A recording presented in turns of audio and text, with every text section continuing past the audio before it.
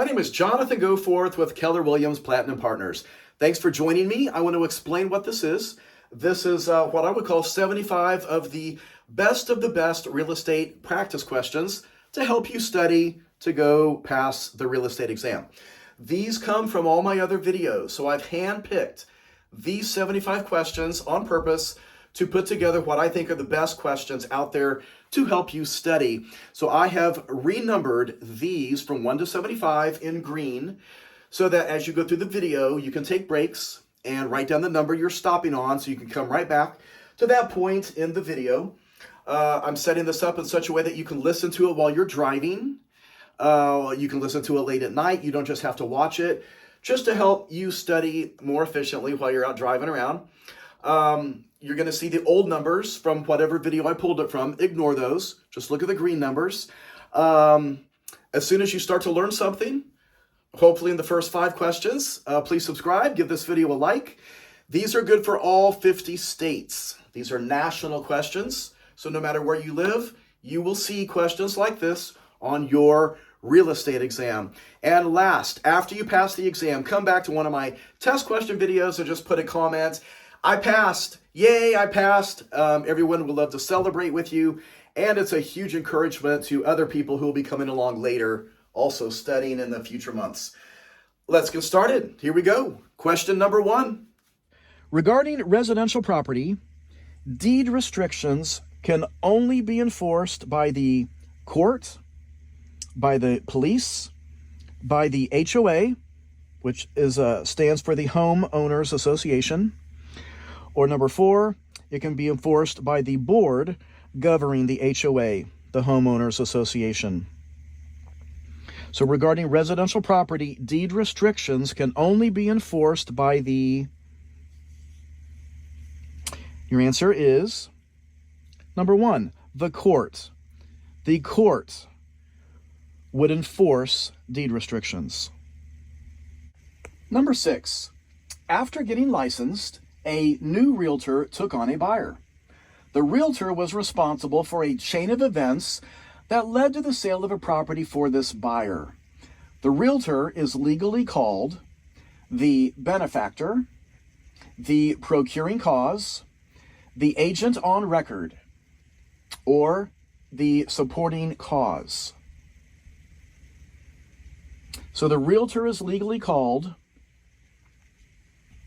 number 2, the procuring cause. If there is ever an issue between you and another realtor over a commission dispute, the agent with the procuring cause is most likely going to prevail. That's going to be the agent who can show the strongest chain of events causing the buyer to purchase the home. That is procuring cause, something you're going to want to make sure you understand. Number 7, 2 weeks after going under contract to purchase a home, the buyer decides to also purchase the small empty lot connected to the backyard, also owned by the same seller. What document will be used to transfer the extra lot at the same time with the closing of the home? Number 1, a contingency form. Number 2, an amendment. Number 3, an addendum. Number 4, a seller's land disclosure. And your answer is number 3, an addendum. An addendum adds to the contract. Since you're simply adding the extra lot into the contract with the house, it will be an addendum to add it. An amendment, which is number 2, an amendment is used to make changes to something that's already in the contract, like changing the price, or changing the closing date, or changing the financing terms, something that's already in the contract that needs to be changed. That's what an amendment is for. If you're adding something into the contract along the way, it's an addendum. And you can kind of just remember at the beginning, you're adding something to the contract. What would not be enforceable regarding deed restrictions? Number 1, verbally issued rules not recorded in public record. Number 2, anything listed as being forever. Number 3, restrictions based on race, ethnicity, or religious preference. Number 4, all of the above. So let's talk about this one a little bit. Number 1, let's do a little teaching with this one question. We've got 3 questions, and you're going to learn a little bit more from this one especially. Number 1, so again, what would not be enforceable regarding deed restrictions? Number 1, verbally issued rules not recorded in public record. So when it comes to deed restrictions, they have to be in writing, and they have to be available in public record. They have to be recorded with the courthouse, so they are available in the public record. So that's a couple key things about deed restrictions. Nothing verbal is really enforceable, and so there's a key right there. Number 2, anything listed as being forever. So the key there is listed as being forever. That's something that is just not going to be enforceable. It's, you don't want anything that's ever listed that says something is going to last forever, because nobody knows what could last forever. And something can be revoked. Things can be changed. So that right there is not something that's enforceable either. Being listed forever is not enforceable. Number 3, you will see phrases like this throughout your real estate exam. Every real estate commission in the country loves to test you on race, ethnicity, religious discrimination items. So when you see a phrase like that, you're going to want to take that one seriously. Many times when they include phrases like that, that could be your answer. And in this case, it is too. You cannot enforce anything that would ever discriminate against any protected class, such as race, ethnicity, or religion. And so your answer is number 4. All of the above. None of those can be enforceable regarding deed restrictions. Next question. Deed restrictions on residential property can only be enforced by the, number 1, homeowners association. Number 2, a majority vote of the residents. Number 3, the title company. Or number 4, court. So that question again, deed restrictions on residential property can only be enforced by the court. Number 4 is your answer. Only the court can enforce restrictions. This burdens or places limits on the title to a property. And when you see that, I want you to immediately know it's number 3. That is the definition of an encumbrance. So here's your options for this: an appurtenance, joint tenancy, an encumbrance, or a granting clause. Many people will get confused an appurtenance with an encumbrance, just because they kind of sound similar. They're big words, and they're words that you just don't use these. And so an encumbrance is when you have something that has burdened or placed limits on the title to a property. That is an encumbrance against the title. Now, what is an appurtenance? What is number 1? Well, let's review what is number 1. An appurtenance, the thing I want you to remember about an appurtenance is it runs with the land. When you hear that phrase, that's tied kind of with an appurtenance. An appurtenance are things that transfer automatically with the sale of land and what's associated with it. So an improvement is an appurtenance to the land. A house is a big improvement on the land, and it runs with the land. It transfers automatically with the sale of land when that title transfers. A shed, an in-ground pool, landscaping, all these things that are attached become appurtenances. Rights are also appurtenances. Mineral rights, water rights, those things are also appurtenances. They automatically transfer because they run with the land. Easements also would run with the land. We're going to talk about that on another question here in just a moment, on another video. So at this point, so your answer there is encumbrance. An encumbrance is something that burdens or places limits on the title to a property. That's on here on purpose. I want you to memorize that. I cannot even tell you how big of a deal this question is. These are the fees that a buyer pays to close the transaction. Number 1, the seller's loan payoff. Number 2, earnest money. Number 3, the seller expenses and fees. And number 4, closing costs. So your answer is number 4, closing costs. So closing is the final step in executing a real estate transaction. I want you to remember that phrase right there. Closing is the final step in executing a real estate transaction. What is the final step in a real estate transaction? Closing. You've got to remember that. That right there comes out of another practice test question. Closing is the final step in executing a real estate transaction, and the buyer pays their closing costs on the day of closing.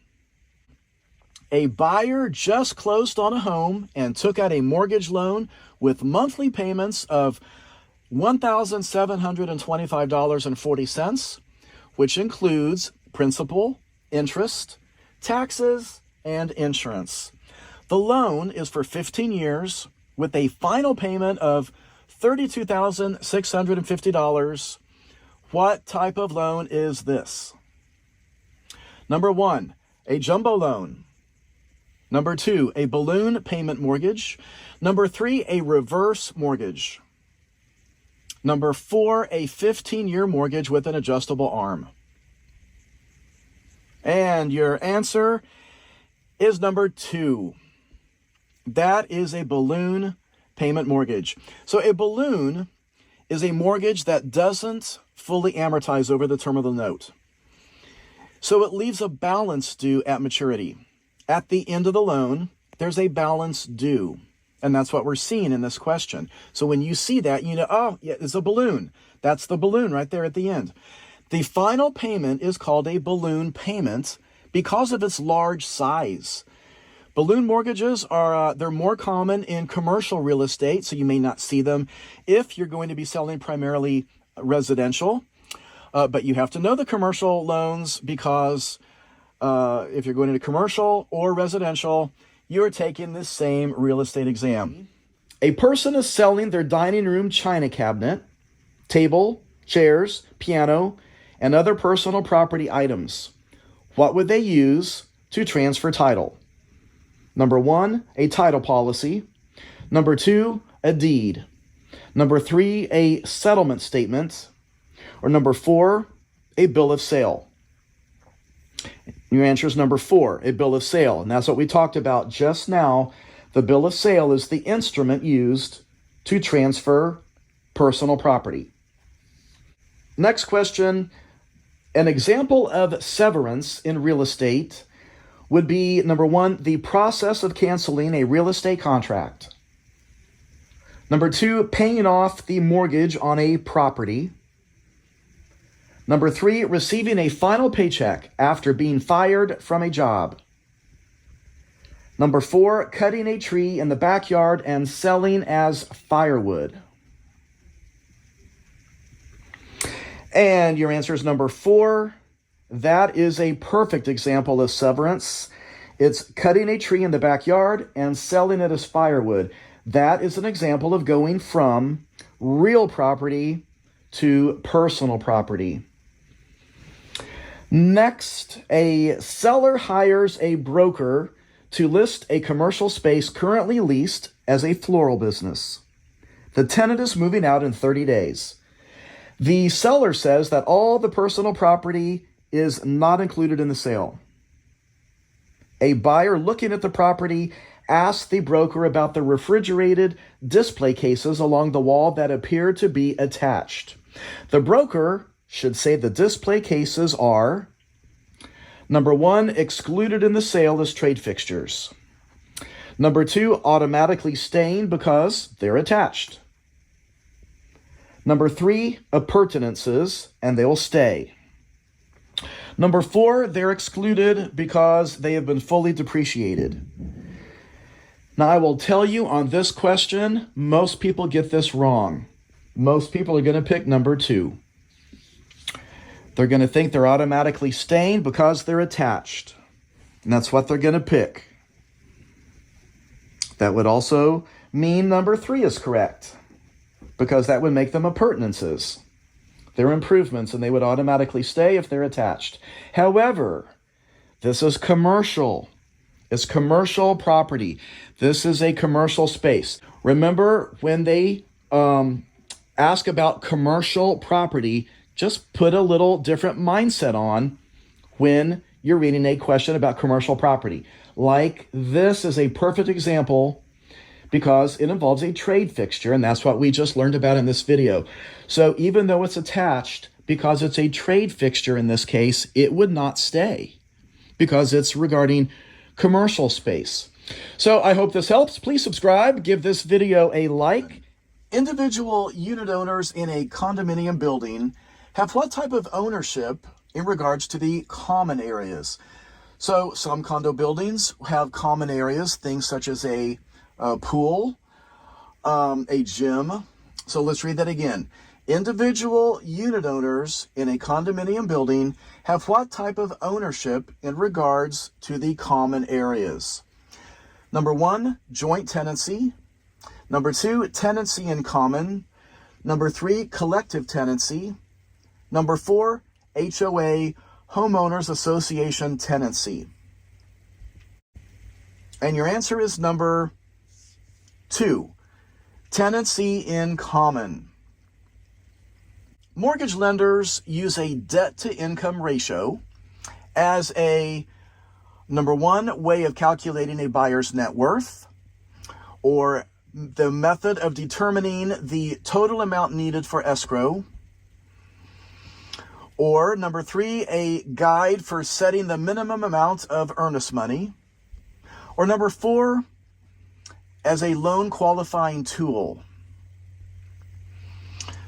So mortgage lenders use a debt-to-income ratio as a, number 4, as a loan qualifying tool. What is the general technique of creating distances and angles between three-dimensional positions of points? Number 1, surveying lots exclusively zoned for multifamily construction. Number 2, surveying lots in a tract of land to be built only for commercial construction. Number 3, surveying. Number 4, this specific method of surveying is used by the USDA in rural areas for surveying areas in preparation for septic tanks to comply with county regulations. Your answer is number 3, surveying. So the purpose of a survey is to accurately measure land in a legal and fair manner. Surveying is the general technique of determining three-dimensional positions of points and the distances and angles between them. So this question is asking for the general term. And so the answer is just surveying. So that's a good question. Now that's, a piece of advice when you go through a real estate exam, you got to put yourself in the position of the people who are writing these questions. They want to test your knowledge. So they're going to create a question and they're going to give you one correct answer. So they've got to create 3 wrong answers. And so, like I've got a kid right now in high school who was studying for the ACT. And so they're teaching a lot of test-taking concepts to help pass an exam like the ACT. So in this, read that question, what is the general technique?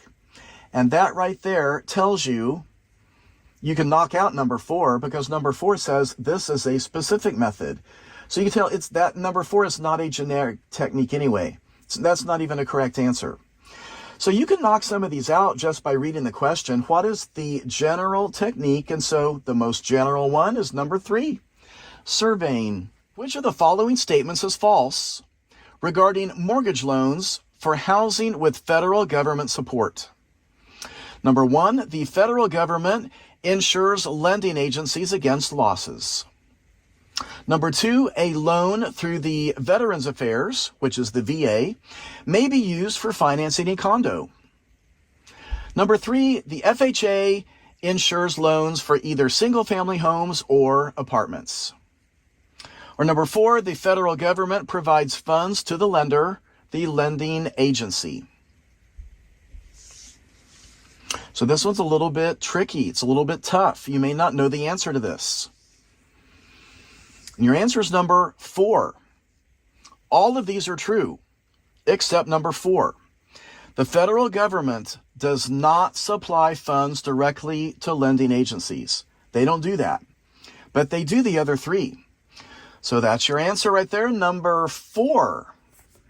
A single person has bought a condominium in a 7-story building. He was told he took ownership to his condominium as fee simple title. He is now curious, how are the common elements owned? Number 1, joint tenancy.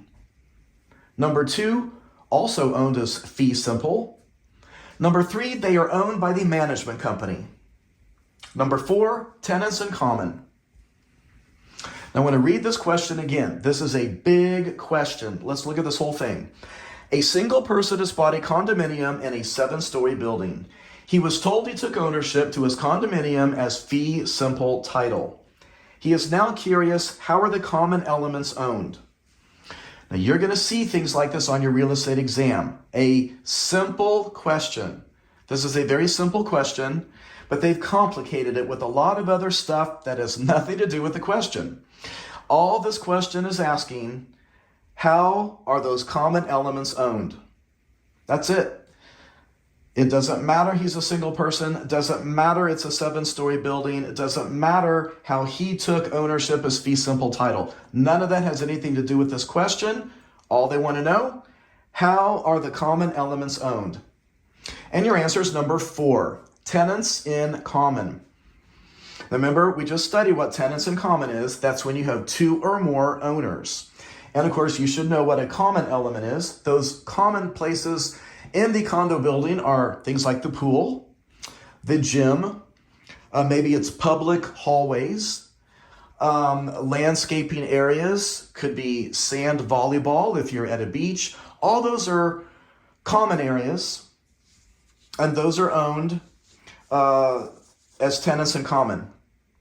Next question. The owners of a condominium unit are responsible for 1, paying their own mortgage.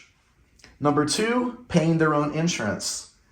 Number 3, paying their own HOA dues. Number 4, all of the above. So remember, you do own each condo unit as fee simple title. And so you do pay your own mortgage. If you have a mortgage, you pay that yourself. Here's how insurance works on a condo building. There's going to be a master policy that covers the exterior. Typically, the homeowner of the condo owner, has their own insurance policy, and it's typically from the Studs Inn. Now, you need to find out what the master policy actually covers as to what responsibility is placed on the owner, but you do have to insure your own things and the interior of your property. And typically condo insurance is cheaper because you're not covering the exterior. You're not covering the roof. You're not covering the exterior. And then number 3 on there is paying your own HOA dues. In case you are new to what an HOA is, that stands for Home Owners Association. And that's what an HOA is. It's a homeowners association. In this case, the Homeowners Association has its own master policy to cover the exterior of the condo building. And so you have to pay the HOA dues. And so yes, answer is number 4, all of the above. Next question. In a condominium, the board of directors are selected by whom? So let's talk about this. In a condominium, the board of directors are selected by whom? Number 1, the condominium unit owners. Number 2, the developer. Number 3, the management company. Number 4, the local city council. Well, you can knock out number 4. You know it's not going to be a local city council. They would have no jurisdiction over your condo building to select a board of directors. Your answer is number 1. The condo unit owners. All the different unit owners, they get to select who the board of directors is going to be. A water line broke in an apartment. What legal recourse does the tenant have? So I want to make sure you know who the tenant is. You got a landlord, you got a tenant. The tenant is the renter. The tenant is paying rent to rent the apartment. So again, a water line broke in an apartment. What legal recourse does the tenant have? Number 1, environmental eviction. Number 2, special eviction. Number 3, constructive eviction. Number 4, actual eviction. This is an excellent question. You're going to learn 2 vocabulary words on this one. This is a good one. There are 2 types of eviction: actual eviction and constructive eviction. So right there, it's not number 1, it's not number 2. Your answer is number 3, constructive eviction. So actual eviction is when the tenant stops paying and breaches the terms of the lease, and the landlord evicts them. That's actual eviction. The tenant stops paying. But constructive eviction is when the landlord doesn't maintain the property in a livable condition. The tenant is released from any obligations, but they must vacate because it's uninhabitable. And that's why the answer is number 3, constructive eviction. A water line broke, and so the legal recourse that the tenant has is to get out of that lease, and they have to move out. But they're released from any obligation. They don't have to pay any more rent. They simply are released because it's uninhabitable. All right, if you have not liked this video yet, please give it a like. Please subscribe. You'll hear me ask this many times. Which of the following is not an essential element of a contract? Number 1, the contract can be for an unlawful purpose. Number 2, consideration. Number 3, competent parties. Number 4, offer and acceptance. So again, which of the following is not an essential element of a contract? Your answer is number 1. The contract can be for an unlawful purpose. That is not allowed. You cannot do a contract for an unlawful purpose, so that would not be an essential element of a contract. Consideration is something of value given. You need that. Competent parties, number 3 on there, you need that. They must be of legal age. They must be of sound mind. They must be alive at the time of acceptance. And then number 4, offer and acceptance, that's a meeting of the minds. It's another phrase you might hear related to that. The buyer and seller agree on all the terms. The other 3, number 2, 3, and 4, those are essential elements of a contract. So your answer is number 1, because that is not an essential element. Number 17, the brother of a friend of the seller stops by the seller's house during a college graduation party. After viewing the home, this individual offers to buy it from the seller. The seller verbally accepts. This would be called 1, an option to purchase, 2, valid, 3, a contract, or 4, unenforceable. Your answer is number 4. It's unenforceable. A contract has to be in writing to be enforceable. So before we go on to the next one, a couple things. After you pass the exam, come back to one of my test question videos and just say, yay, I passed. Whatever state you live in, all of these questions are good for all 50 states. So yes, please, it encourages everyone else who is going to be taking the exam soon that you passed. What is the difference between a lease purchase contract and a lease option contract? Number one, a lease option is only used for commercial tenants, whereas a lease purchase is used only for residential buyers. Number two, a lease purchase contract and a lease option contract are the same thing. Number three, the difference is that the lease option only obligates the seller to sell. Number four, the difference is that the lease option only obligates the buyer to buy. Your answer is number three. Your answer is the difference is that the lease option only obligates the seller to sell. With a lease option, the buyer is not forced to buy the property if they change their mind or they cannot get financing. A lease purchase agreement commits both parties to the sale. Regarding financing, the lower the loan-to-value ratio, the higher the credit score, or the amount that can be loaned to the buyer, or the appraised value, or equity.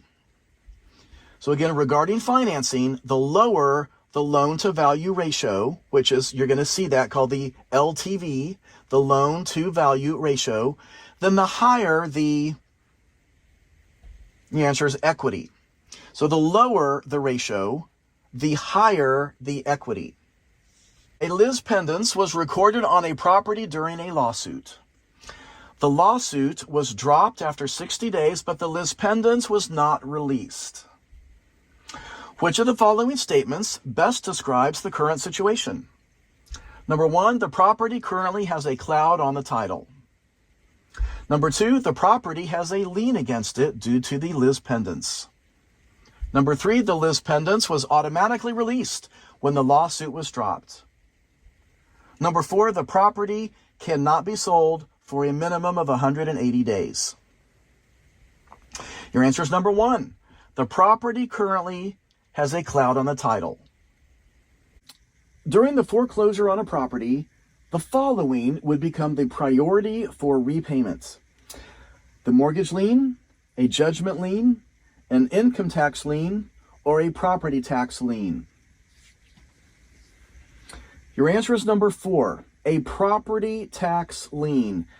A property tax lien always takes priority for repayment, even over the mortgage lien. So that's one I really want to make sure that you remember. Screenshot all of these. If you have not been screenshotting these, go back, screenshot the ones that you might have struggled with. That way you don't have to watch the video over and over. You could just review through images on your phone. Screenshot that. A property tax lien, that takes priority for repayment. If advertised by itself, which of the following would violate truth in lending laws? That's what TILA stands for, truth in lending. So if advertised by itself, which of the following would violate truth in lending laws? 1, easy terms. 2, no down payment required. 3, FHA financing available. 4, assumable loan. Your answer is number 2, no down payment required. So no down payment required triggers the truth in lending disclosures because it's a specific statement only about one aspect of the financing. Easy terms does not trigger the regulation because it's non-specific. An example of severance would be cutting down a large tree in the front yard and chopping it up into firewood. Number 2, buying a ceiling fan and installing it in a bedroom. Number 3, removing clouds on a title by paying off liens on a property. Number 4, severing all encumbrances tied to a property. So an example of severance. So this question, all of these are great to practice with. All of these have come from people who have taken the exam, and these are questions that they remember seeing in different forms. So these are here to help you practice. The word severance is a fantastic vocabulary word. You have got to know it. You can see it brought into a variety of different forms of real estate exam questions. Example of severance would be, number 1, cutting down a large tree in the front yard and chopping it up into firewood. So the question, what is severance? So severance is going from real property to personal property, like cutting trees into firewood. A fixture, which is another vocabulary word, a fixture is going from personal property to real property. So an example of a fixture would be installing a ceiling fan. You go to Lowe's, you go to Home Depot, you buy a ceiling fan off the shelf, and then you have it installed and you attach it, and now that becomes a fixture. So that's what a fixture is, going from personal property to real property. But severance is going from real property to personal property. So a tree, let's say this is a beautiful tree in the front yard. That is a fixture. It is permanent. It's attached to the property. And when you cut it down and you chop it up, you get rid of it, now it becomes personal property. That's what severance is. Regarding antitrust laws, which action can be legally performed by a licensed real estate agent?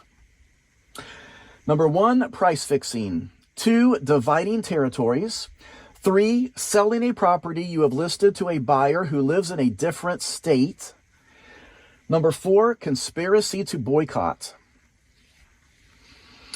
So the big question here that you need to know, what are antitrust laws? So antitrust laws essentially prohibit business practices that unreasonably deprive consumers of the benefits of competition, resulting in higher prices for products and services. Antitrust laws promote free and fair competition. That's what you need to know. Antitrust laws, that they are promoting business practices that unreasonably deprive customers of competition. And so number 1, price fixing is illegal. Cannot do that. Number 2, dividing territories. That is totally illegal. You cannot divide territories. Now let's talk about that. Your answer is 3. Number 3, selling a property you have listed to a buyer who lives in a different state. Number 3 is the answer. A lot of people will pick number 2. And for some reason, this one gets missed. It's kind of the way it's worded.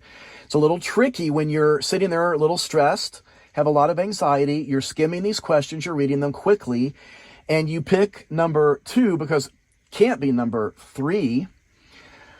Selling a property you have listed to a buyer who lives in a different state. Of course you can't do that. You'd have to be licensed in a different state. That's what people think when they skim that. That's not what that's saying. Can you sell the property you have listed to a buyer who lives in a different state? Of course you can. Yes. And that's why it's your answer. For example, let's say you are a real estate agent in Florida. You have a listing in Florida. Many of the buyers in buying property in Florida, they don't live in Florida. They're buying second properties. They live in the other 49 states. They're investing, real estate investing into Florida, a beautiful vacation beach condo in Florida. So yes, you can sell the property you have listed to a buyer who lives in a different state. You are not in the different state. It's the buyer who's in the different state. And so that's why number 3 is your answer. Number 4, conspiracy to boycott. Absolutely not. That is totally illegal. Now, 1 and 4 are obvious. Those are illegal. You cannot do those. Number 2, what is dividing territories? This is what that is. This is why A licensed real estate agent cannot do that. For number two, so let's say this is a large metropolitan area where you live, where you are a real estate agent. There is no way that you're going to sell in the entire metropolitan area. It's too big. Let's say, for example, you live in a suburb on the south side of the metro. You are not going to go far up north to show homes. You're just not going to do it. You're going to refer those to other agents who live 30 miles up there instead. So what this is actually saying for dividing territories, what this is referring to, let's say there's a broker in the area of the south and another broker in an office up north. And they decide to get together and they work out a deal. The agents in the south are not going to sell up north, period. They're going to divide the city, divide the territory. The agents up north will only be selling up north. They will not be allowed to come down. They've divided that territory. Now, regarding antitrust laws, these laws are there to promote competition. That's what this law does. It promotes competition. And so when you start dividing up territories, you are restricting competition. And that violates antitrust laws. Your answer is number 3, and I want you to screenshot that. I want you to understand that. Very likely, very possible that you would see an antitrust law type of question on your real estate exam. When the deed in which a buyer takes title to a property contains the following clause, subject to the existing loan. Number 1, the buyer agrees to assume the loan and make the loan payments directly to the lender. Or number 2, the loan is paid at closing to give free and clear title. Number 3, the home might be foreclosed on if the seller does not make the loan payments on the existing loan. Or number 4, the seller is relieved from any further responsibility after closing. Your answer is number 3. Buying subject to means buying a home subject to the existing mortgage. It means the seller is not paying it off, and the buyer is taking over the payments. The seller remains responsible for paying off the loan because it's still in the seller's name. So the seller needs to confirm that the buyer is paying their loan each month. So let's look at these other choices. So let's read the question again. When the deed in which a buyer takes title to a property contains the following clause, subject to the existing loan. Number 1, the buyer agrees to assume the loan and make the loan payments directly to the lender. Partially true. The buyer is probably going to be making the loan payments directly to the lender, but the buyer's not assuming the loan. The loan is still fully under the responsibility of the seller. It's still in the seller's name. The buyer is not assuming it. Number 2, the loan is paid at closing to give free and clear title. It is not paid at closing. The loan continues because the deed says it's subject to the existing loan. That loan will continue until it's fully paid off. Number 3 is the answer. The home might be foreclosed on if the seller does not make the loan payments on the existing loan. That's very true. The buyer is supposed to be making them. But if the buyer doesn't make them and the seller doesn't make them, then the home might be foreclosed on. So it falls under the seller's responsibility to make sure those loan payments are taking place. So if the seller finds out the buyer is not making payments, the seller had better start making those payments, or this is going to fall back on the seller. Number 4, the seller is relieved from any further responsibility after closing. No, the seller is fully responsible until that loan is paid, however many years are left. These are state-specific laws that set forth limits for interest rates in specific types of lending instruments to prevent lenders from imposing unreasonable or predatory interest rates. Number 1, Regulation Z. Number 2, the Federal National Mortgage Association. Number 3, usury laws. Number 4, RESPA. And your answer is usury laws. Number 3, usury laws. The usury laws are state-specific laws that prevent lenders from charging high interest rates, unreasonable predatory interest rates. That is what the usury laws do. This takes all of the costs of borrowing as a percentage. Number 1, the interest rate. Number 2, the annual percentage rate. Number 3, the amortization rate. Number 4, the RESPA rate. Well, this is a nice question because you can eliminate number 4 easily. There's no such thing as a RESPA rate. There's no such thing as an amortization rate either. So you got it down to number 1 and number 2, the interest rate or the annual percentage rate. Your answer is number 2, the annual percentage rate. That takes in all of the costs of borrowing as a percentage. This refers to the concept of ownership rights. Number 1, a deed. Number 2, fully executed sales contract. Number 3, title. Number 4, settlement statement. And your answer is number 3, the title. Remember, the title is called the bundle of rights. Look up there at number 1. The deed is the document that legally transfers ownership and rights.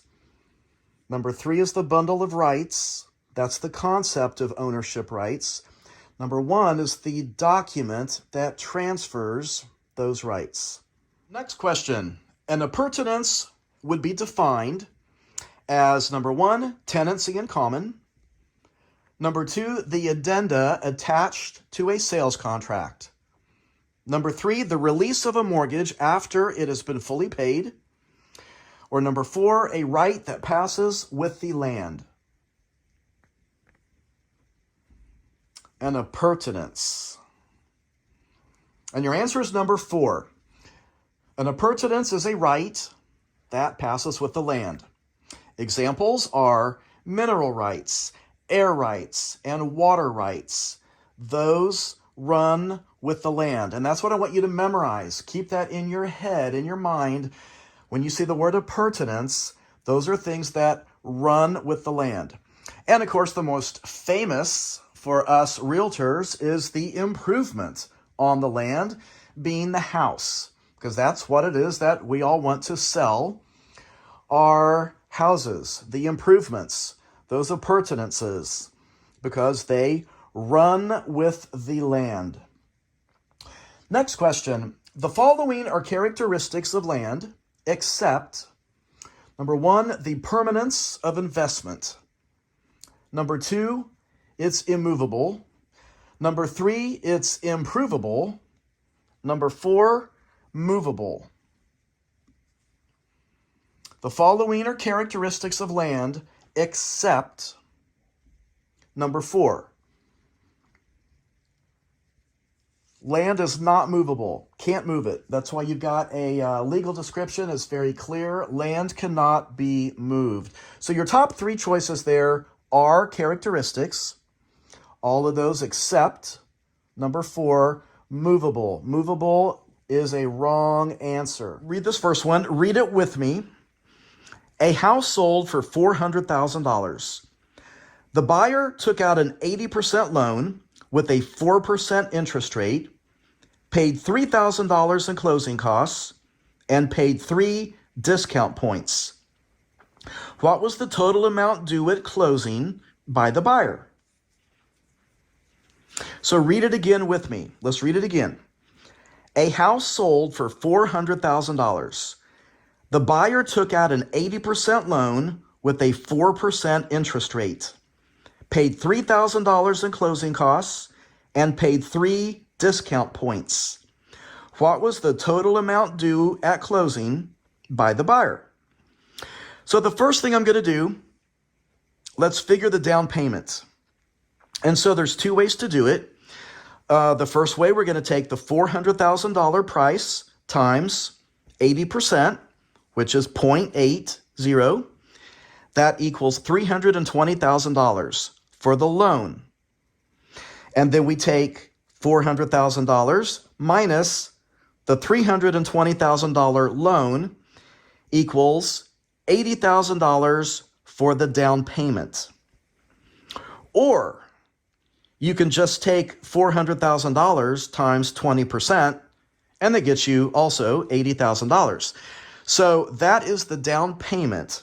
That is 20% of the $400,000.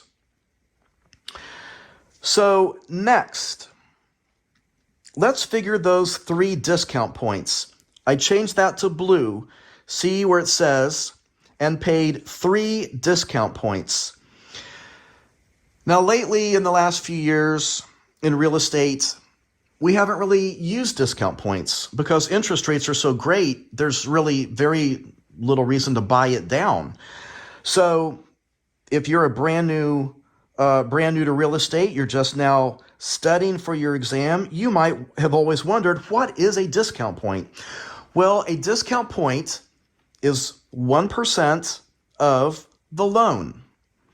So in this case, we have 3 discount points. That's what the buyer's going to have to pay, is 3 discount points. So the way we figure that, we take the loan. Remember, we just figured the loan of $320,000 times 3%, which 3% is the same as 0.03, and that equals $9,600 for those 3 points. And that's how points work. So 1 point would be 1% of the loan amount. And so that's why this is 3% of the loan amount. So that's our next amount right there, $9,600 that the buyer's going to owe at closing. So next, let's read the beginning of this again. A house sold for $400,000.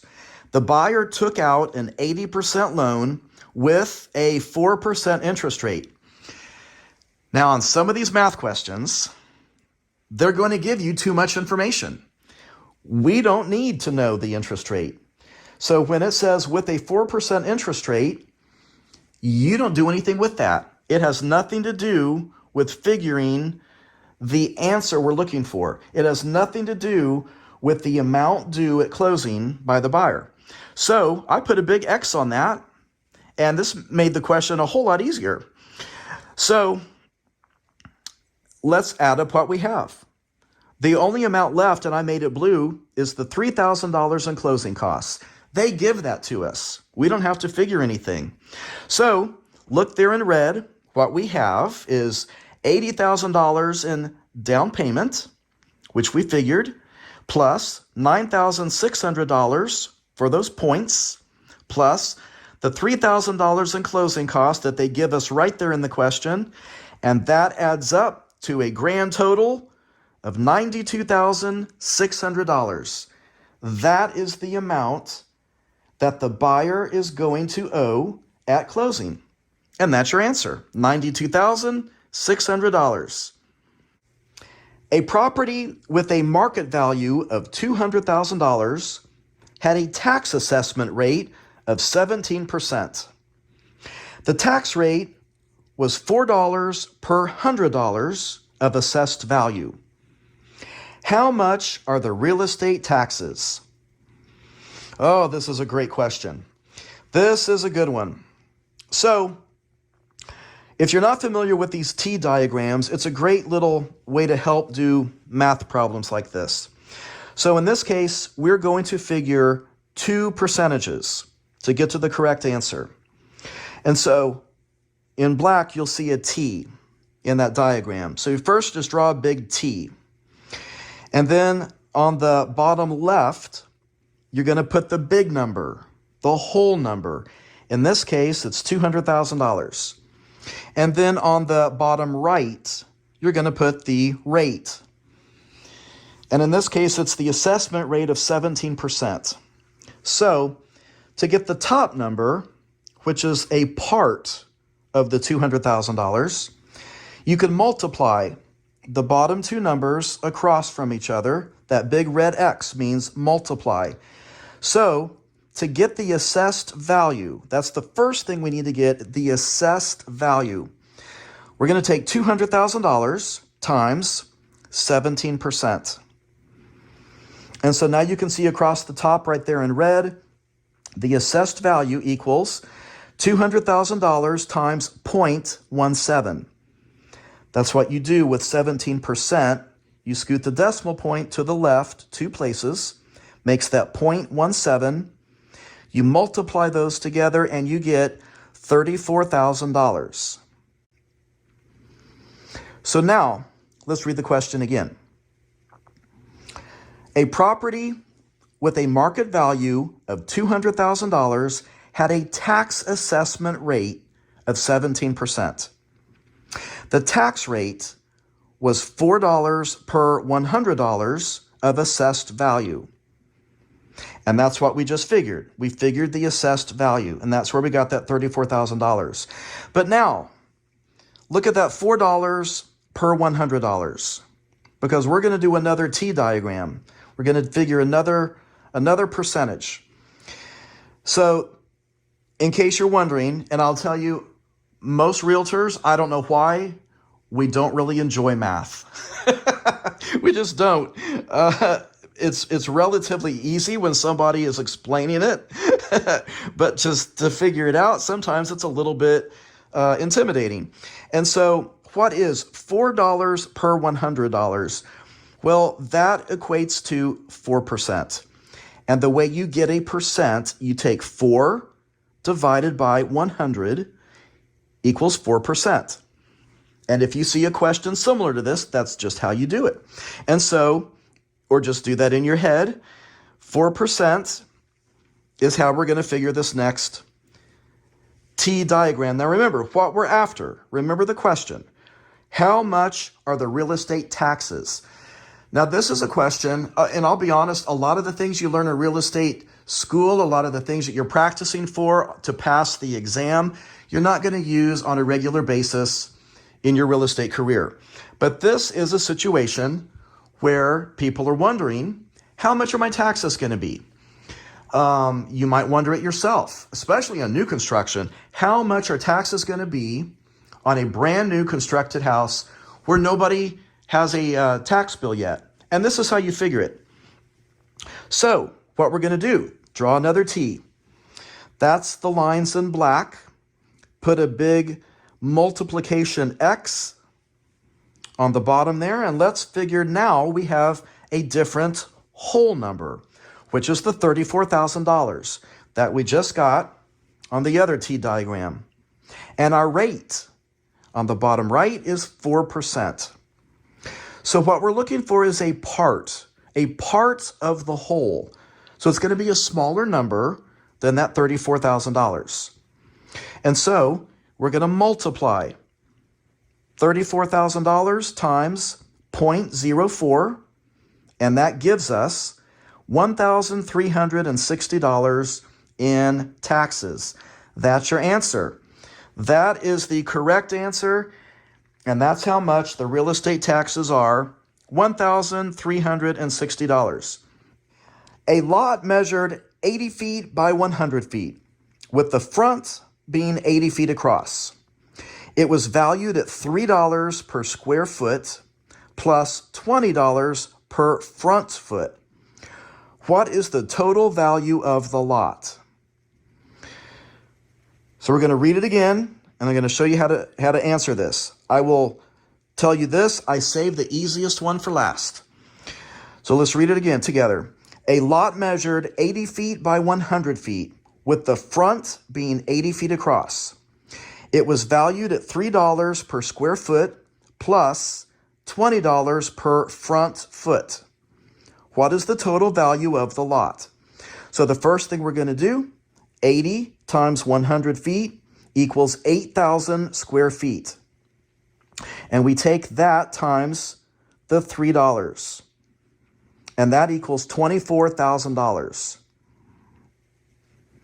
Now, we're going to add to that 80 because we have the frontage. Across the front, it says, being 80 feet across. and it's an additional $20 per front foot. So we're going to take 80 feet times the $20. That equals $1,600. And you simply add those together. So $24,000 plus $1,600 gives you a grand total of $25,600 for the total value of the lot. That's all that is. You're figuring the area first, the 80 times 100 feet to get the total square footage of the lot, and then you're adding the extra $20 per foot across the front. And you know the frontage was 80 feet across. That's all that one is, and that's a really good one. These are state-specific laws that set forth limits for interest rates in specific types of lending instruments to prevent lenders from imposing unreasonable or predatory interest rates. Number 1, Regulation Z. Number 2, the Federal National Mortgage Association. Number 3, usury laws. Number 4, RESPA. And your answer is usury laws. Number 3, usury laws. The usury laws are state-specific laws that prevent lenders from charging high interest rates, unreasonable predatory interest rates. That is what the usury laws do. This takes all of the costs of borrowing as a percentage.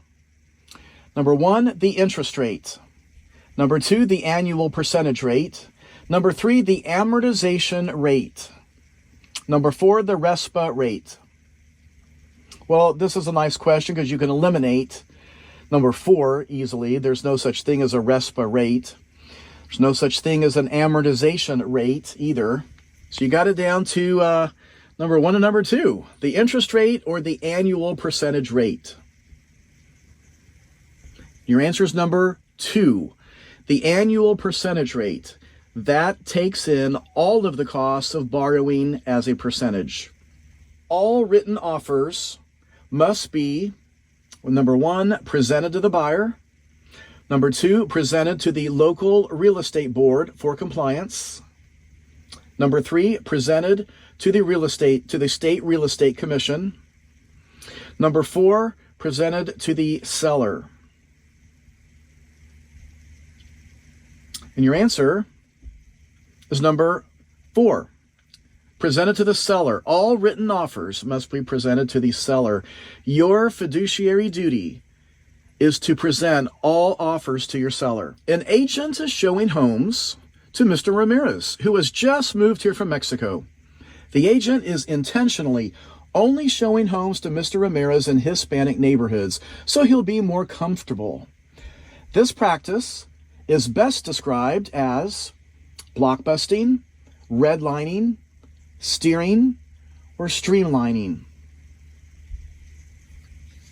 Your answer is number 3, steering. Regarding residential property, deed restrictions can only be enforced by the court, by the police, by the HOA, which stands for the Homeowners Association, or number 4, it can be enforced by the board governing the HOA, the Homeowners Association. So regarding residential property, deed restrictions can only be enforced by the... Your answer is number 1, the court. The court would enforce deed restrictions. After getting licensed, a new realtor took on a buyer. The realtor was responsible for a chain of events that led to the sale of a property for this buyer. The realtor is legally called the benefactor, the procuring cause, the agent on record, or the supporting cause.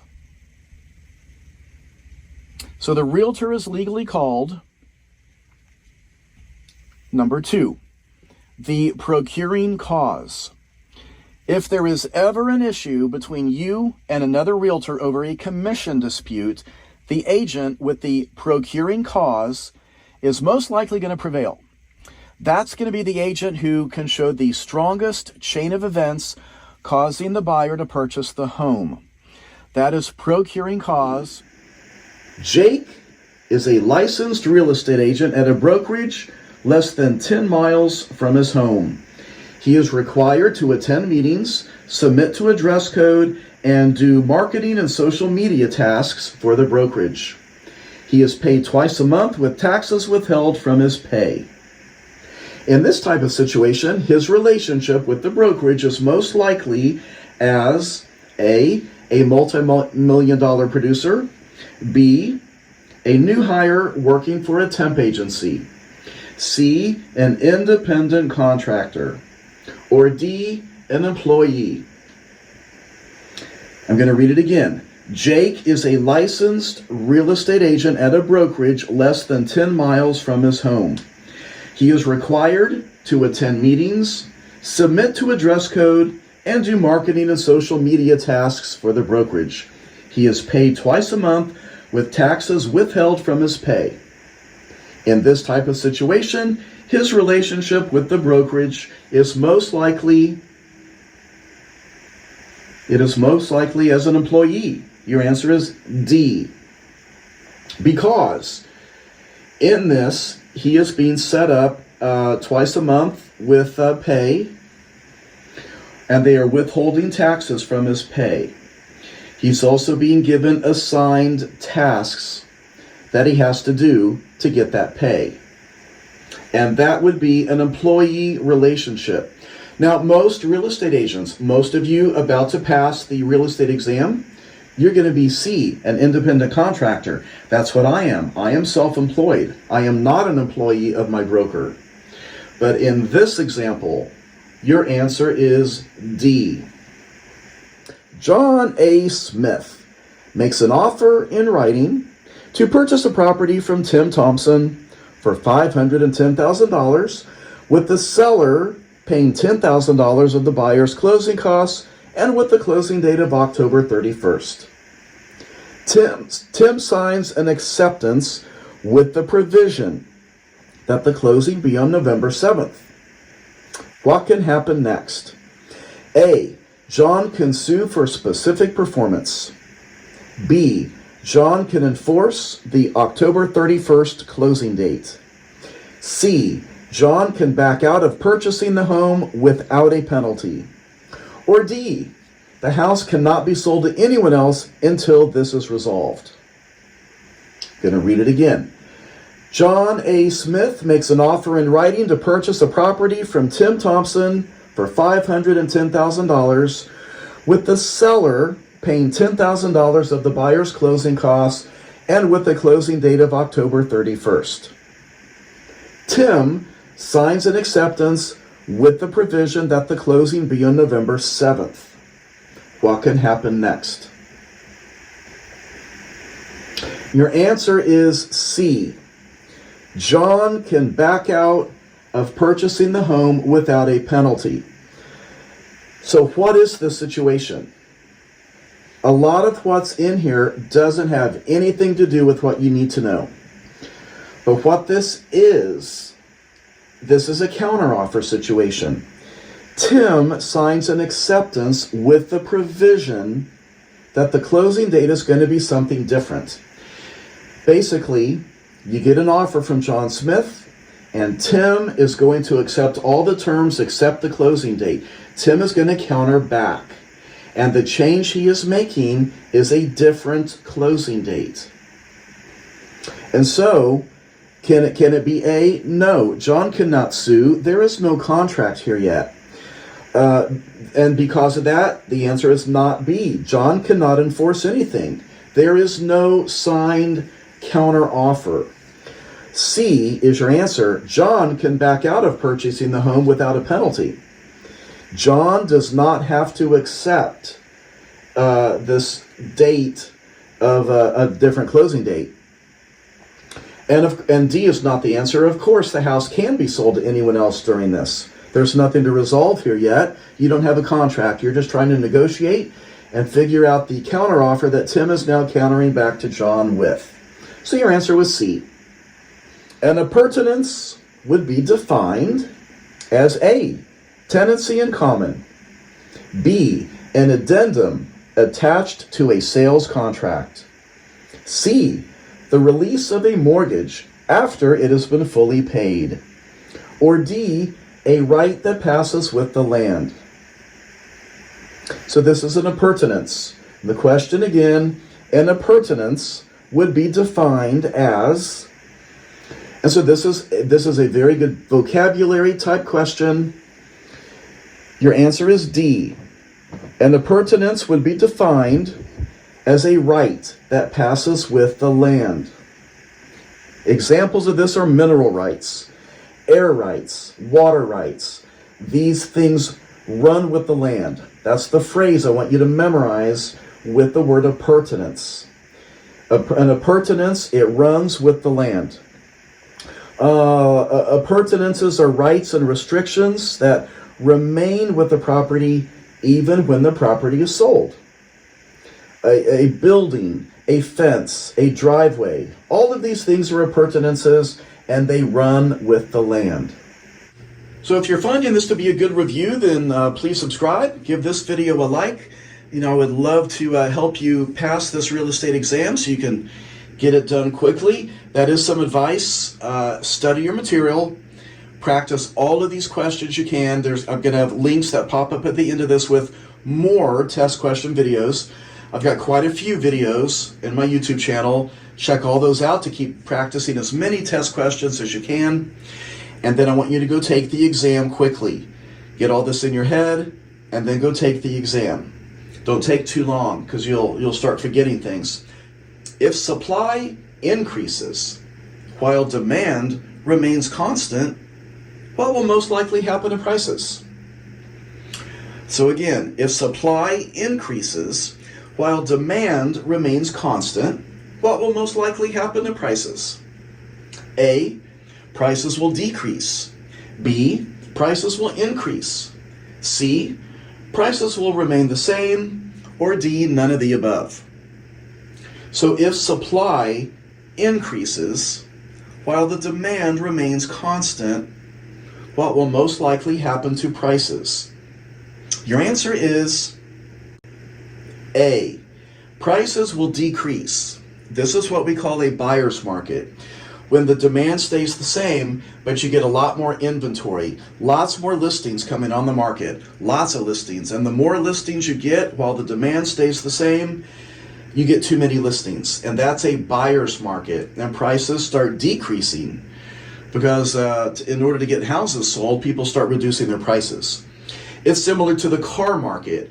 If you get just a flooding of too many cars on the market, and the demand stays the same for those cars, and you get too many cars out there for sale, prices are going to drop. And so your answer was A.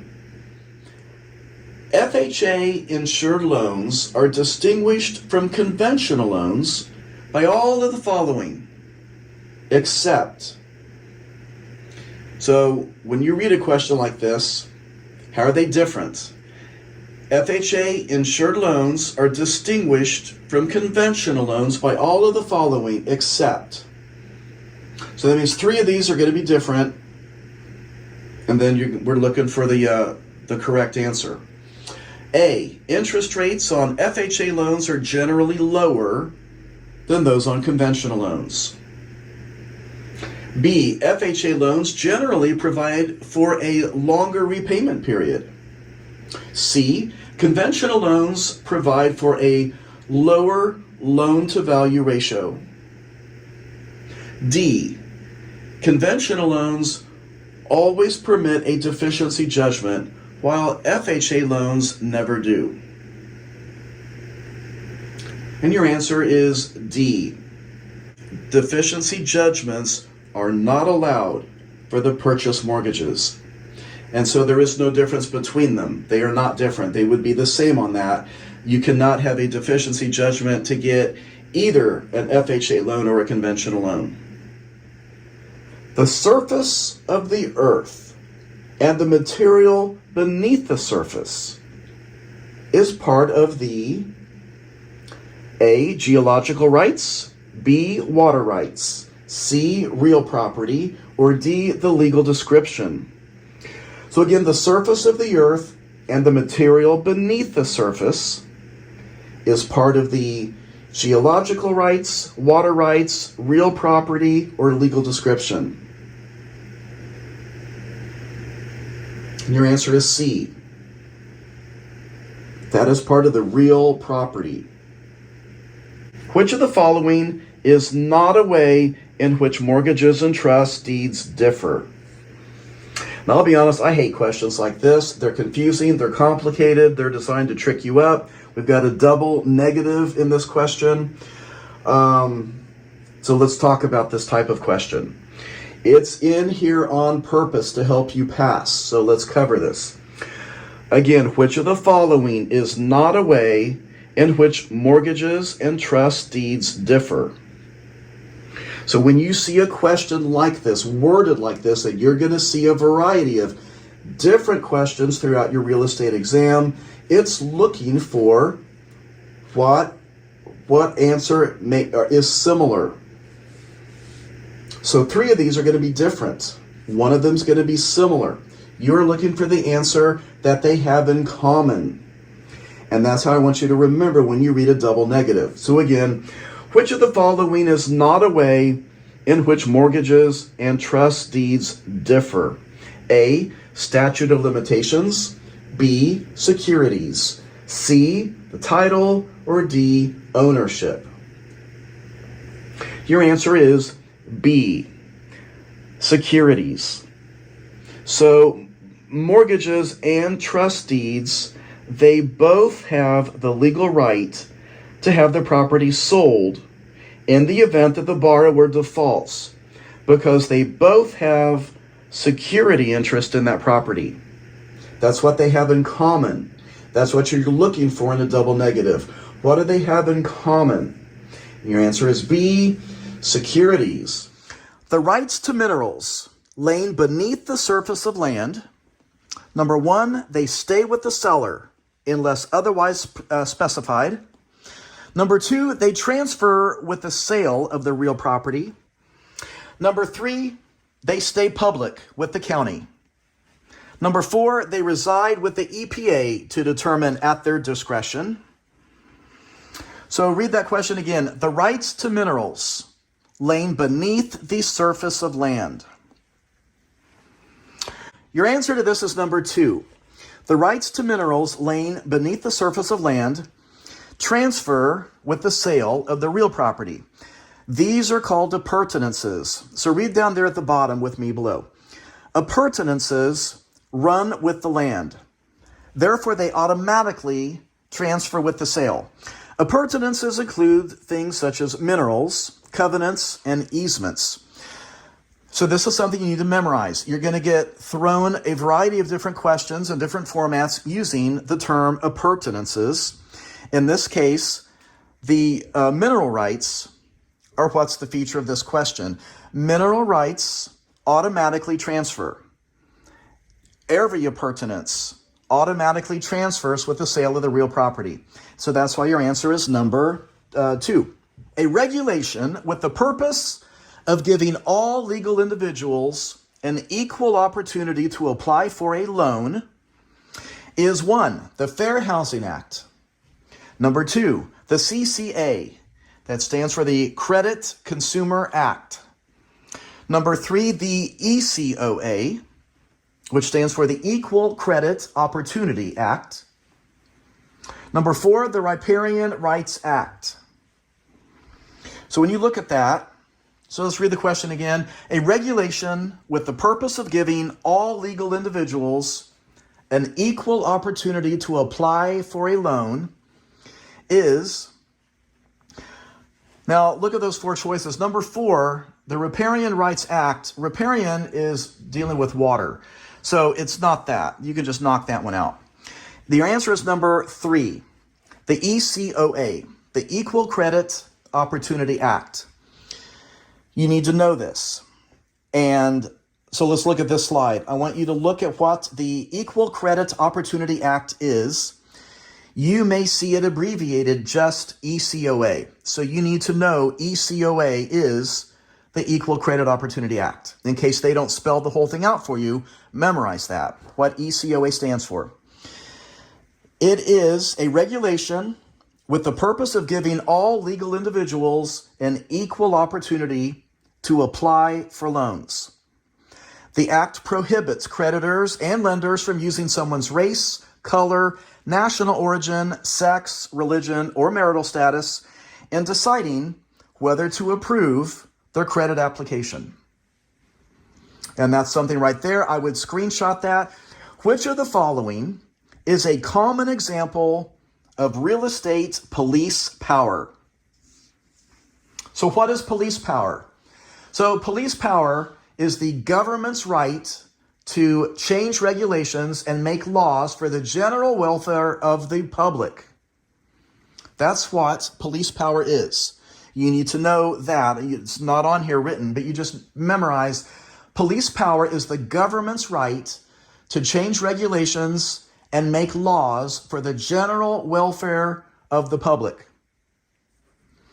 Now, with that in mind, here's the question again. Which of the following is a common example of real estate police power? Number one, verifying real estate licenses through the real estate commissions, through the state commissions. Number two, issuing speeding tickets. Number three, issuing parking tickets. Or number four, zoning.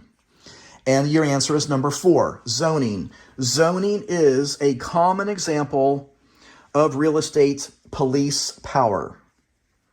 Time, title, interest, and possession refers to which of these? Number one, squatters' rights. Number two, severalty. Number three, survivorship. Or number four, fair housing laws. Time, title, interest, and possession. So your answer is number three, survivorship. So these are characteristics of joint tenancy, which has the right of survivorship.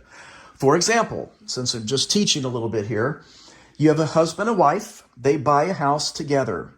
Along the way, one of them passes away. So one of them has died, and the remaining, who is surviving, they take full ownership of the home because of joint tenancy. And so time, title, interest, and possession refers to survivorship because those are characteristics of joint tenancy. Now, here's why you should subscribe. So click the word subscribe, turn on your bell icon next to it so you're notified of future videos. So you're not going to be studying for this real estate exam very long. You're going to pass. You need to cram as much as you can, read all your material, study everything you can, and then practice lots and lots of test questions. That's where you're really going to learn and where you're going to do well on the exam, because the exam is in the format of these kinds of test questions. What do easements and liens have in common? Number one, they are both encumbrances. Number two, they both must have the permission by the homeowner to be filed. Number three, both of these are money claims against the title of the property. Number four, neither of them affect the sale of the property. So let's look at this a little bit. You do need to know this. Basically, what we have in here are two vocabulary words, easements and liens. You need to know what they have in common. So this is why you might think you have these really memorized in your material. Now we're going to just take it and expand it in a typical kind of test question that, to be honest, it's designed to kind of trick you up a little bit. That's kind of how these exams work. Let's look at number two. Would that be an option? They both must have the permission by the homeowner to be filed. That would not be true, because liens can come as voluntary or involuntary. Some liens the homeowner does not give permission to be filed, and they're filed against them anyway. They are not money claims. Easements are not money claims. Both of these are money claims against the title on number three. Yeah, easements are not. Liens are. Easements are not. Number four, neither of them affect the sale of the property. Well, Liens do for sure. Easements pass along because those are appurtenances. So let's look at the answer. Your answer is number 1. They are both encumbrances. And so this is what an encumbrance is. Read along with me at the bottom. Liens can be voluntary, such as taking a mortgage, or involuntary, such as a lien for not paying a bill, like tax liens or contractor liens for failing to pay. Many homes have easements, such as utility easements, but they are not money claims or judgments. Both can affect the sale of property because liens have to be paid or released. And sometimes there are easement problems, but both of these are encumbrances. That's what they have in common. They're both encumbrances. The best way to determine fair value. This will come up throughout your career. Now, I'll be honest, a lot of the things that you're studying, like encumbrances, appurtenances, you're never going to use those terms on a day-to-day basis. I've never used those terms in 25 years of selling homes. But number 6 has come up during my career. So again, the best way to determine fair value is number 1, by determining the replacement cost. Number 2, by using a GRM, a gross rent multiplier. Number 3, by using an appraisal. Number 4, by determining what the seller paid for it, and then adding 5% for each year the seller has owned it. So your answer is number 3. It's by using an appraisal. That is the best way to determine fair value. An example of this, we go on listing appointments and we give pricing opinions. We are not doing an appraisal. We're just giving an opinion of value. So, for example, here's something that I've had throughout my 25 years on and off. A friend of mine, let's say they get a divorce.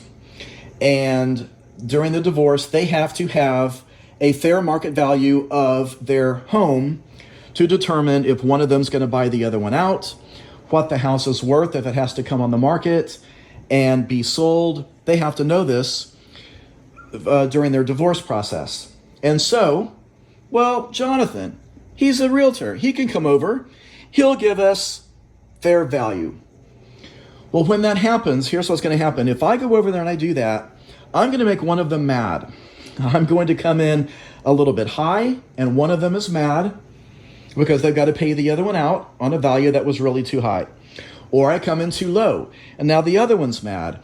And so it puts me in a really bad situation. And what I tell them is I am not the best way to determine fair value. An appraiser is. They need to spend the money, hire an appraisal to be done on that house. Because number 3 on there, using an appraisal, that is the best way to determine fair value. The biggest cause of loss of value in real property is due to 1, the damage from years of wear and tear. Number 2, deferred maintenance. Number 3, age. Number 4, obsolescence. All 4 of those are good answers. They are. All 4 of those cause loss of value, right? This is where it's tricky because you read that and you're like, ugh, I don't think I can even eliminate one. They're all good answers. But look at the question. The question says the biggest cause. What is the biggest cause of loss of value? Your answer is number 4, obsolescence. So obsolescence can refer to economic obsolescence or functional obsolescence. It means to no longer be useful. It's obsolete, and it creates the biggest loss of value in real estate.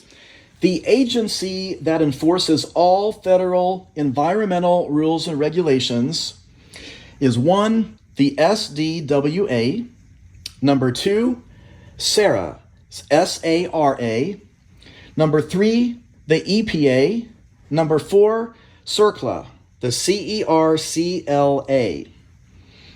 Now, in my opinion, this is one of the easier ones. But it's on here because somebody recently mentioned they saw this type of question on their exam. So I put it on this video to be included. Your answer is 3. EPA. I want you to just memorize it, screenshot it. The EPA stands for the Environmental Protection Agency. It's the federal agency that deals with environmental issues. And that's your answer. The Federal National Mortgage Association stands for FNMA. We pronounce FNMA Fannie Mae. That's the nickname we give FNMA. So the Federal National Mortgage Association is, number 1, a federal agency that buys FHA and VA loans. Number 2, a federal agency which acts as a watchdog on the primary mortgage market. Number 3, a government-sponsored private corporation designed to assist the primary mortgage market. Number 4, a federal agency that insures all types of mortgage loans. We're going to talk about this for a moment because if you see this, I want to make sure you get this one right. Number 1 looks like it could be the answer, but your answer is number 3. I'm going to tell you why. We're going to take just a moment because I've been doing this a long time. I know what Fannie Mae is, but if you are just now studying for real estate and you're going through all this information and it's overwhelming. I mean, you're studying for a very large test. The exam covers a lot of different information, residential and commercial. You're having to learn a lot of stuff all at the same time. You may have always heard of Fannie Mae, but you never really knew what it was. So let's talk about what Fannie Mae is. Fannie Mae is number 3. That's your answer. It is a government-sponsored private corporation designed to assist the primary mortgage market. So what does Fannie Mae do? Well, Fannie Mae, in some ways, is number 1 on there. It buys loans. It buys all loans. It's the purpose of Fannie Mae. So it's, as you can see on number 3, it's a government-sponsored private corporation. It is not a federal agency. That's the big thing I want you to remember. It is not a federal agency. It looks like it would be. When you read up there the title of it, the Federal National Mortgage Association looks like a federal agency. It's not. And that's why so many people will miss that question. It is a government-sponsored private corporation. It's private. So Congress passed a charter to allow this a long time ago, a long time ago. Fannie Mae's been around forever, and its purpose is to buy loans. It frees up the liquidity of banks, especially small banks and credit unions. Those banks run out of their money quickly, and so they sell their loans to Fannie Mae. Fannie Mae buys all those loans. It frees up all the bank's liquidity, and the bank can do it over and over and over and over and over. It encourages homeownership. That's the purpose of Fannie Mae. That's what the Federal National Mortgage Association is. Which of the following would be classified as a general lien? So you can have specific liens, you can have general liens. So again, which of the following would be classified as a general lien? Yes, you're probably going to need to know this. And so that's why this question's on here is for you. Let's look at number 1, a judgment lien. Number 2, a property tax lien. Or number 3, a real estate property tax lien. Number 4, a mechanics lien. So here's all the answers I want you to learn from this, because you can see this question in different ways. So let's help you no matter what way your state might give you this question. Let's give you some confidence in how you can answer it. Your answer is number 1, a judgment lien. So here's the description of each one. A judgment lien, this is placed on all the assets of the debtor in general. It's a general lien. It's placed on all the different assets. Number 2 and number 3 are about the same. A property tax lien is a specifically placed lien on the property that's delinquent in the taxes. Just like number 3, a real estate property tax lien is also placed on the property that's delinquent in the taxes. It's specific. It can only be placed against the property that's delinquent in the taxes. That lien cannot be a general lien over all the assets of the debtor, only against that property. And it's just like number 4, a mechanic's lien is also specifically placed on a property where the work was done but not paid for. And so I want you to remember a judgment lien. Just remember, a judgment lien is a general lien. It's placed on all of the different assets of the debtor in general. I'm going to do 5 more questions. We're going to go through these pretty quick. So screenshot these answers. That way you can refer back to them and kind of just review before your exam. These 5 questions are commonly on real estate exams. They're also commonly missed. So these next 5 questions I'm putting here on purpose to help you pass, so you study efficiently. A balloon payment is commonly associated with, number 1, a loan issued by a credit union. Number 2, a blanket mortgage.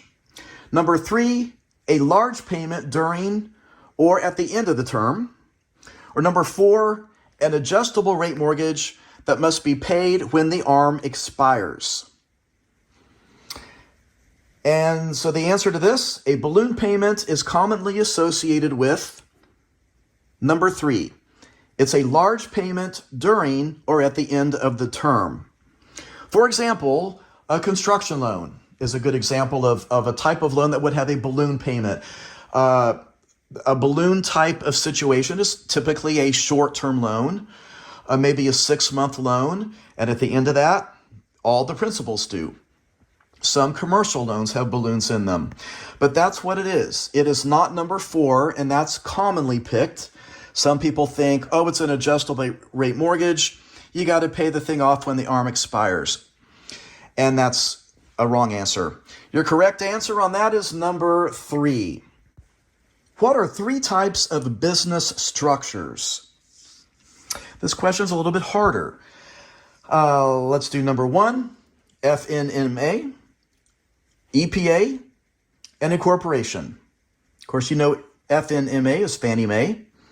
And we've had another one. You know the EPA is the Environmental Protection Agency. Number 2, a corporation, a sole proprietorship, and a limited liability company. That is an LLC. Number 3, a corporation, and a joint corporation, and a large corporation. And number 4, a general partnership, a sole proprietorship, and a revocable trust. So what are 3 types of business structures? Your answer is number 2, a corporation, a sole proprietorship, and a limited liability company. And so now I want to show you the 5 most common types of business structures. These are the 5 most common types, and I want you to just screenshot this. Just memorize this in case you get a question like this. You're not going to miss it. These are the 5 most common types of business structures. A corporation, a limited liability company, which is an LLC, a sole proprietorship, a general partnership, and a limited partnership.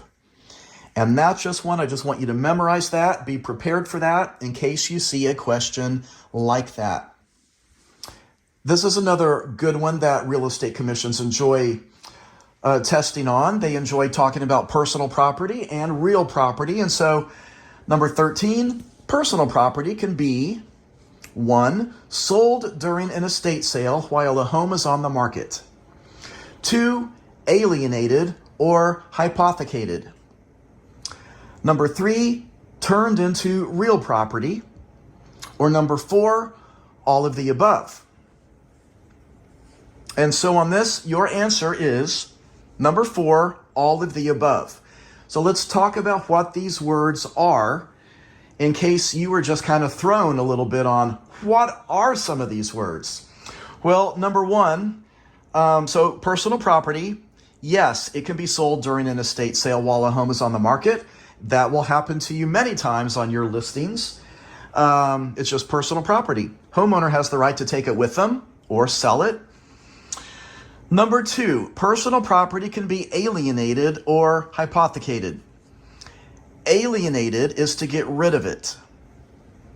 A trash dumpster parked on the driveway is a good way to annihilate all of the personal property inside the home. They're going to get rid of it.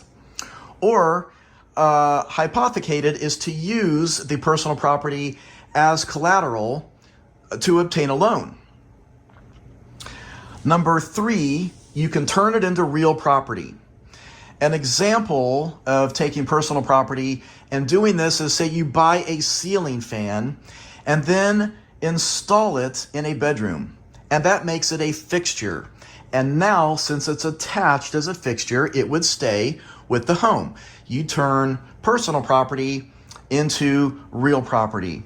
And so that makes your answer number four, all of the above. What is the sudden removal of land? So this is coming from 4 different vocabulary words. So I'm going to help you learn these 4 words in case you see any of these 4 words used in a variety of other questions.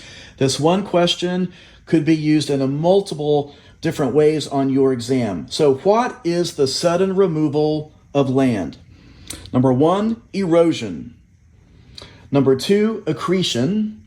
Number 3, avulsion. Number 4, encumbrance. So what do you think on this one? Many people get it wrong, and they pick number 1.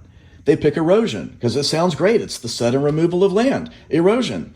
But that's wrong. It is not number 1. Your answer is number 3, avulsion. So let's talk about what these words are. Erosion is the gradual wearing away of land. Erosion is slow. It's not sudden. So look at the question up there. What is the sudden removal of land? Number 2, accretion. That is the gradual building up of land. For example, the end of a river, let's say the bottom of the Mississippi River, and it's bringing all the sediment down. And so you see the land slowly, gradually building up the huge delta at the bottom of the river. Avulsion is your answer, and avulsion is the sudden removal. It's the sudden removal of land. An example would be hurricane destruction of a hillside, washing it into the ocean. Sometimes in California, when you see very heavy rain day after day, and you see these beautiful multi-million-dollar homes up on these cliffs, and the dirt washes out from under them. And in 10 minutes, the hillside collapses out from under the house, and you watch it slip into the ocean. That is avulsion. Earlier on this video, we've talked about encumbrances. And what is an encumbrance? This is a good review in case, for all of us with short-term memory, an encumbrance is a claim against a property by someone other than the owner. An example is an easement or a lien. You remember this now from earlier on this video. What year was the Fair Housing Act signed into law? I just want you to just memorize this. Just learn it. 1904, 1932, 1968, or 2001? What year was the Fair Housing Act signed into law? Your answer is it's C, 1968. It's easy for me to remember. It's the year I was born. Just remember the Fair Housing Act was signed into law in 1968. The practice of encouraging and persuading owners to sell property cheaply because of the fear of people of another ethnic or social group moving into the neighborhood is called what? Steering, redlining, blockbusting, or escheat. Again, this is the practice of encouraging and persuading owners to sell property cheaply because of the fear of people of another ethnic or social group moving into the neighborhood is called what? Steering, redlining, blockbusting, or escheat? So your answer is C, blockbusting. That's what blockbusting is. So you need to know that. There's your answer. So what is A? Steering is where you only show property to buyers in areas where you think they should live due to their race and their ethnic background. That's illegal. B is redlining. We talked about redlining in 2 questions ago. Redlining is where you do not allow loans in a certain area. And then D is escheat. So what is escheat? You're getting a lot of good vocabulary learning on this one. Escheat is a police power. It's a police power where the government can take your property if you have no heirs and no will. Regarding estates in property, the following are less than freehold, except for A, estate for years, B, estate at will, C, life estate, D, periodic tenancy. So we're going to go through a variety of questions regarding this one topic. This is one of these, so these are practice questions to help you learn. And this comes from a video that's going to pop up at the end of this to help you really study from.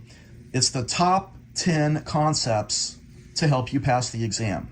So when it comes to the real estate exam, there are certain concepts you have got to know. Other concepts, maybe not as much, but certain concepts are going to appear in every state's exam. And this is one. By the way, these are good for all 50 states. So let's read it again. Regarding estates in property, the following are less than freehold, except for estates for years, estates at will, life estate, or periodic tenancy. So your answer is C, life estate. There are 2 types of estates in property. You got freehold estates and less than freehold. Those are the 2 types. Freehold means indefinite in duration. There is no end to a freehold estate.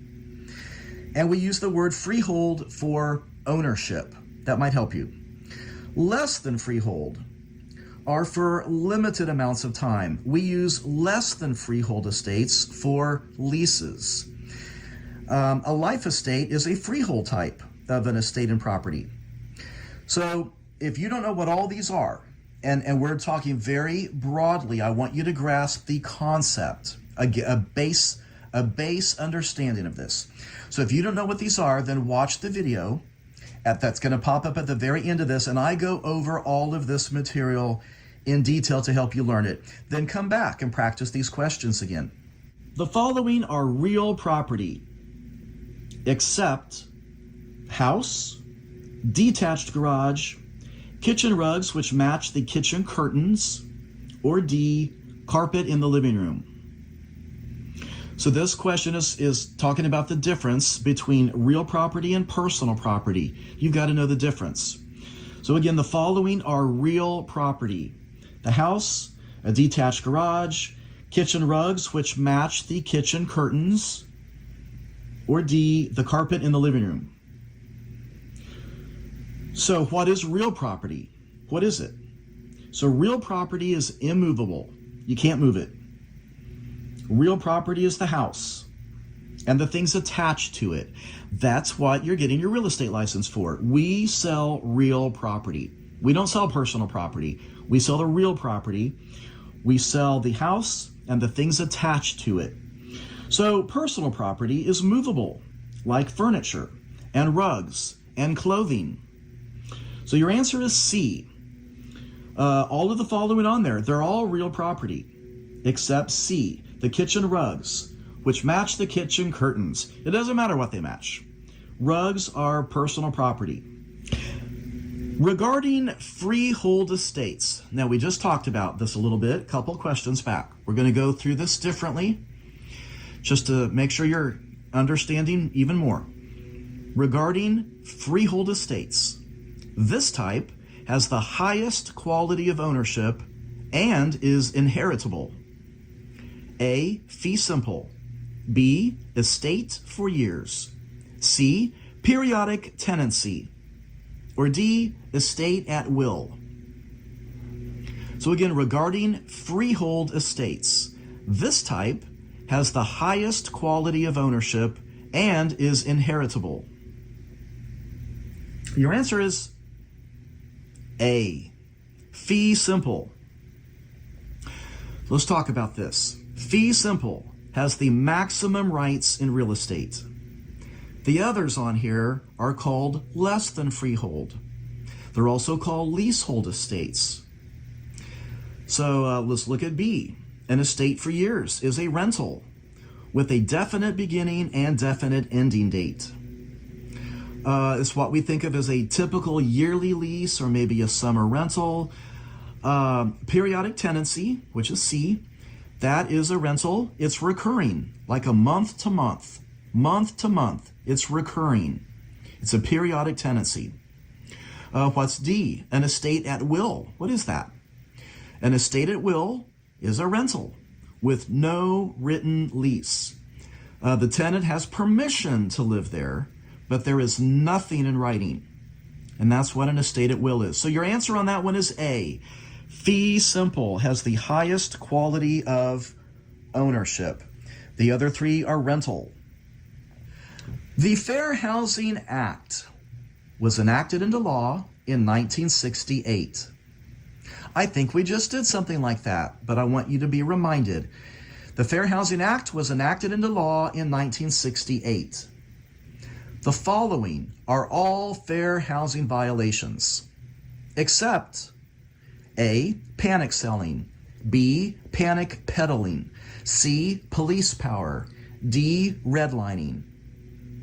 So the Fair Housing Act was enacted into law in 1968. The following are all fair housing violations, except C, police power. So let's look at A and B. Those are similar to block busting, which we just did 4 questions ago. And we covered redlining in the 6 or 7 questions ago. Redlining is where you draw a box around an area and you can't do loans in that area. So this is to test your recall, to help you make sure you're learning the material. So what is C? What is police power? This is one of the 4 government powers, such as escheat, taxation, eminent domain, and police power. Police power is where the government can tell you you can use your property. The government tells you how you can use your property. And they do that such as building codes, zoning.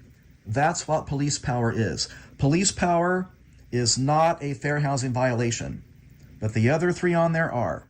So as we move through these questions, if you have not watched the video that's going to pop up at the end of this, I want to make sure that you watch it. These might be hard to understand if you have not watched the other video and you've actually covered all of the material. But let's keep going through this. Here's another one. Regarding an estate for years lease, which of the following would be true? So regarding an estate for years lease, which of the following would be true? A, if nothing is said at the end of the first year, the lease would continue for 1 more year. B, it must have a definite ending date. C, this is a type of freehold estate. D, it would continue indefinitely. So again, the question, regarding an estate for years lease, which of the following would be true? Your answer is B. It must have a definite ending date. Has to have a definite beginning date too. So your answer is B. This is what we think of as a typical rental with a definite beginning and ending date. A is describing a periodic tenancy lease, which would be reoccurring, like month to month or year to year. It's not C because this is a less than freehold estate, also called a leasehold estate. A freehold estate describes ownership. It can't be D because an estate for years must have a definite ending date. It can't be D because that says it would continue indefinitely. So an estate for years sounds like it would be ongoing forever, but it's not. That's what I really want you to understand with this question. That's why this one is here. It kind of gives the impression when you read an estate for years lease, it sounds like it would go for years and years and years, just reading the title of it.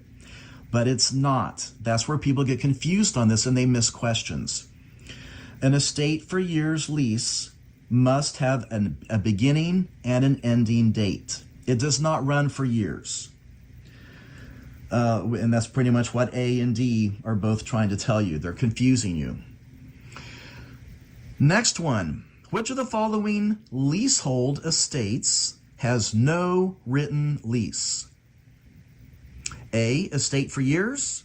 B, periodic tenancy. C, estate at will. Or D, estate at sufferance.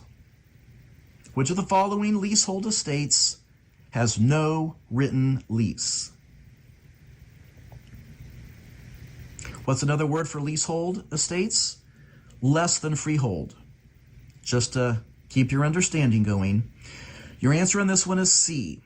There is no written lease. The renter has permission, but there's nothing in writing. An example of this, you're probably wondering, this is stupid. What would be even an example of this? Let's say you own a house, a rental house, and one of your kids, maybe they're in their early 20s, and you're letting them live there. You don't have a written lease with them. They're paying you rent, but there's nothing written between you guys. That would be this. It's an estate at will. So what is A? An estate for years must have a definite beginning and ending date in writing. We just covered this on the last question. B, what is B? It's also written with the lease reoccurring week to week or month to month or year to year. And what is D? An estate at sufferance. It's also in writing. It's when the tenant stays over without permission. They don't leave. The renter is staying past their lease, and the landlord is suffering. That can lead to eviction. That's kind of how, think of an estate at sufferance. The landlord is suffering. The owner is suffering because the renter won't leave. And sometimes it can lead to eviction. So your answer is C, estate at will. By the way, if you're enjoying this video, please give me a like and please subscribe. Which of the following is not an essential element of value? Again, which of the following is not an essential element of value? A, scarcity. B, intestate. C, utility. Or D, demand. Which of the following is not an essential element of value? So basically, to answer this, you need to know what the essential elements of value are. If you know those, this is a pretty easy question. Your answer is B, intestate. What is intestate? This is a great vocabulary word. Just learn it right here. Intestate is dying without a will. It has nothing to do with value. It has nothing to do with this question. That's why your answer is B. But there are 4 essential elements of value. You know what they are? Scarcity, utility, demand, and transferability. Those are the 4 essential elements of value. Scarcity, utility, demand, and transferability. So for more explanations on those essential elements of value, again, check out the video at the end. I'm going to cover those in more detail. Which of the following is not a government power. So for this, you didn't know what those government powers are. So let's test your recall. Which of the following is not a government power? A, police power. B, condemnation. C, taxation. Or D, escheat. Now, at first glance, if you have really studied, you might think you can't find a wrong answer. You're thinking they all look good. But the answer is B. Now we're going to talk about this. This can be a little bit of a trick question. So let's make sure we got your understanding really, really good on this. Your answer is B, condemnation. It is not a government power. There are 4 government powers, and the missing one on here is called eminent domain. Eminent domain is your 4th power. So don't get confused with eminent domain and condemnation. So what is eminent domain? And what is condemnation? These are 2 excellent vocabulary words. Eminent domain, it is a government power. It's when the government can take the property away from you and they give you compensation for it. But it's the process of when they use eminent domain that's called condemnation. So the government power is called eminent domain. The process they use when they do that is called condemnation. So it's important to know the difference between eminent domain and condemnation. Police power is when the government tells you how to use property through building codes and zoning. That's what A is. Police power, that's A. That's when the government tells you how to use your property through building codes and zoning. You can use the abbreviation of PETE, P-E-T-E, to remember these. P-E-T-E. There is no C in that for condemnation. Your other E is eminent domain. So use PETE to remember these four government powers. What's taxation? It's when they make you pay taxes. And what's escheat on D? Escheat is when the government takes the property because there are no heirs, and so it escheats to the government. And that's the difference between condemnation and eminent domain.